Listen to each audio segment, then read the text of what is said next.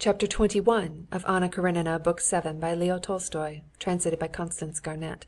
This recording is in the public domain. After a capital dinner and a great deal of cognac drunk at Bartnyansky's, Stepan Arkadyevitch, only a little later than the appointed time, went in to Countess Lidia Ivanovna's. "Who else is with the countess? A Frenchman?" Stepan Arkadyevitch asked the hall porter as he glanced at the familiar overcoat of Alexey Alexandrovitch and a queer, rather artless-looking overcoat with clasps. "Alexey Alexandrovitch Karenin and Count Bezzubov," the porter answered severely. "Princess Myakaya guessed right," thought Stepan Arkadyevitch as he went upstairs. "Curious! It would be quite as well, though, to get on friendly terms with her. She has immense influence. If she would say a word to Pomorsky, the thing would be a certainty." It was still quite light out of doors, but in Countess Lidia Ivanovna's little drawing‐room the blinds were drawn and the lamps lighted. At a round table under a lamp sat the countess and Alexey Alexandrovitch, talking softly. A short, thinnish man, very pale and handsome, with feminine hips and knock-kneed legs, with fine brilliant eyes and long hair laying on the collar of his coat, was standing at the end of the room gazing at the portraits on the wall. After greeting the lady of the house and Alexey Alexandrovitch, Stepan Arkadyevitch could not resist glancing once more at the unknown man. "Monsieur Landau," the countess addressed him with a softness and caution that impressed Oblonsky, and she introduced them. Landau looked round hurriedly, came up, and smiling, laid his moist, lifeless hand in Stepan Arkadyevitch's outstretched hand, and immediately walked away, and fell to gazing at the portraits again. The countess and Alexey Alexandrovitch looked at each other significantly.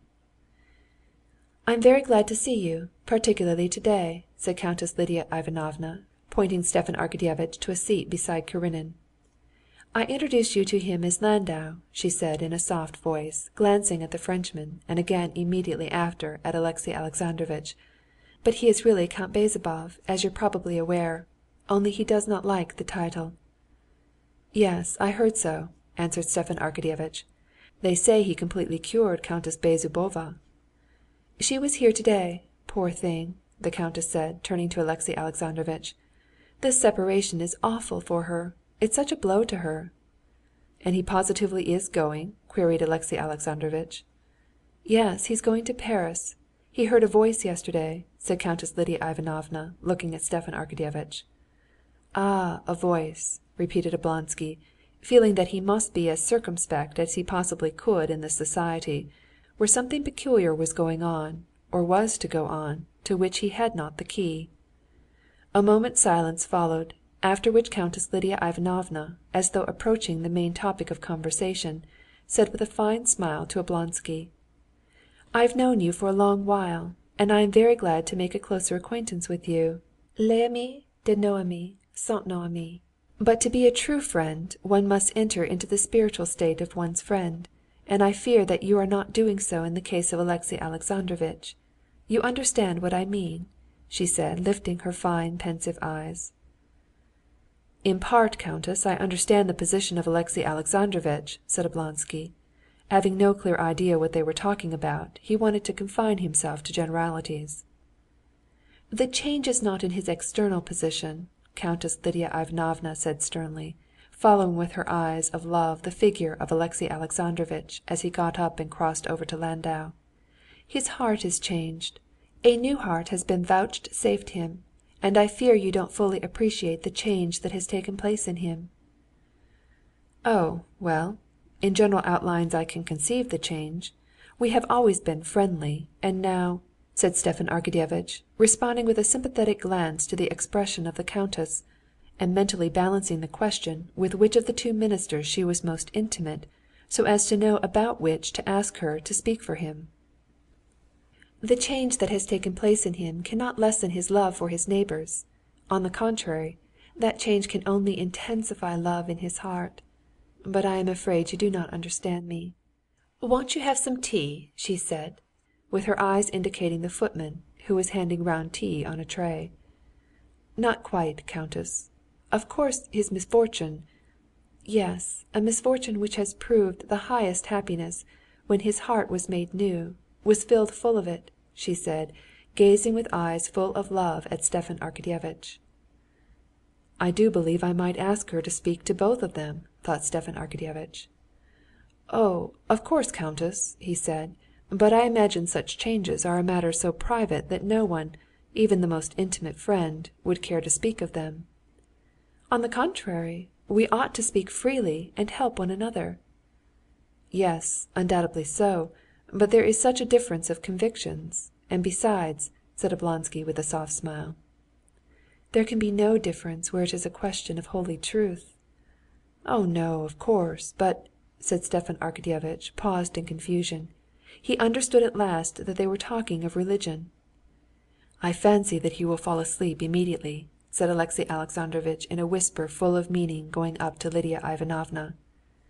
Stepan Arkadyevitch looked round.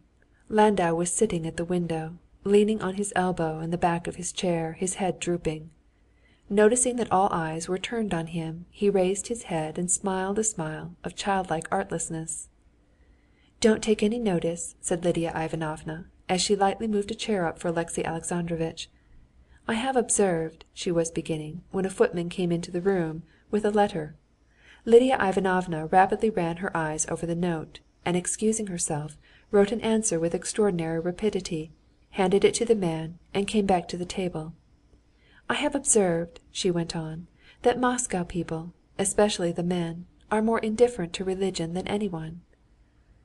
"Oh, no, countess! I thought Moscow people had the reputation of being the firmest in the faith," answered Stepan Arkadyevitch.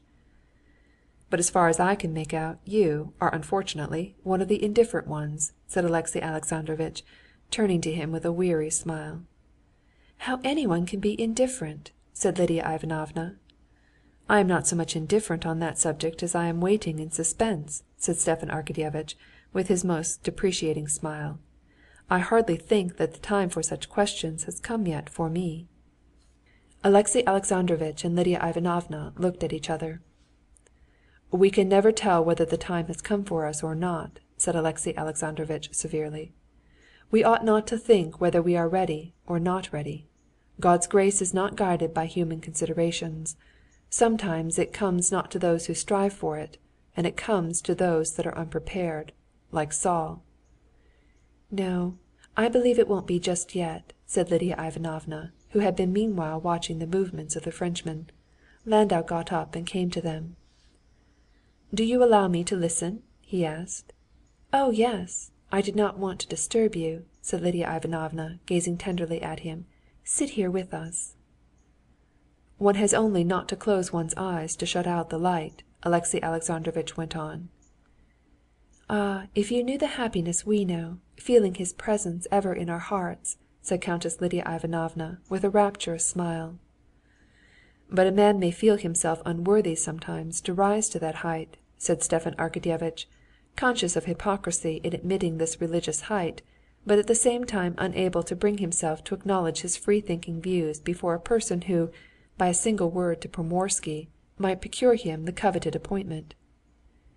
"That is, you mean that sin keeps him back," said Lidia Ivanovna. "But that is a false idea. There is no sin for believers. Their sin has been atoned for. Pardon," she added, looking at the footman, who came in again with another letter. She read it and gave a verbal answer. "Tomorrow at the Grand Duchess's, say. For the believer's sin is not," she went on. "Yes, but faith without works is dead," said Stepan Arkadyevitch, recalling the phrase from the catechism, and only by his smile clinging to his independence. "There you have it, from the Epistle of St. James," said Alexey Alexandrovitch, addressing Lidia Ivanovna with a certain reproachfulness in his tone. It was unmistakably a subject they had discussed more than once before. "What harm has been done by the false interpretation of that passage? Nothing holds men back from belief like that misinterpretation. 'I have not works, so I cannot believe,' though all the while that is not said, but the very opposite is said." "Striving for God, saving the soul by fasting," said Countess Lidia Ivanovna, with disgusted contempt. "Those are the crude ideas of our monks. Yet that is nowhere said. It is far simpler and easier," she said, looking at Oblonsky with the same encouraging smile with which at court she encouraged youthful maids of honor,